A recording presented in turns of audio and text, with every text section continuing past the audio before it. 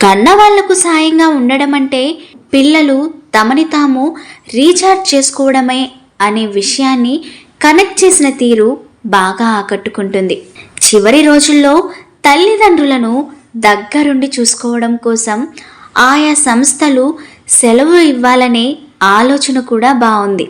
జీవితంలో ఏం సంపాదిస్తున్నామనే విషయమే కాదు, ఏం కోల్పోతున్నామో అనే విషయాన్ని కూడా గ్రహించాలి అనే సందేశాన్ని ఇచ్చిన తీరు అందరినీ మెప్పిస్తుంది. వసారాలో వాలు కుర్చీలో కూర్చుని వేయించిన వేరుశెనగలు తింటూ ఒక మంచి పుస్తకం చదివితే ఎలా ఉంటుందో ఈ సినిమా చూస్తుంటే అలాగే అనిపిస్తుంది మనకి.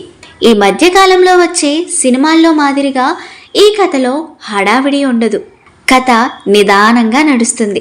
సహజత్వంతో కూడిన సన్నివేశాలతో నడిచే ఈ కథ ఫ్యామిలీ ఆడియన్స్కి బాగా నచ్చుతుంది.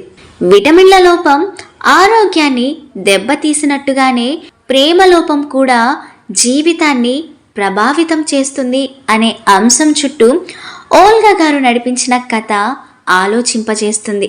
చాలా తక్కువ పాత్రలతో బలమైన కథను చెప్పడంలో దర్శకుడు సక్సెస్ అయ్యారనే చెప్పుకోవాలి. సో ఫ్రెండ్స్, మీరు కూడా ఒక మంచి ప్రేమ కథను చూసి మన విశ్వ రివ్యూ ఛానల్ని సబ్స్క్రైబ్ చేసుకోండి ప్లీజ్.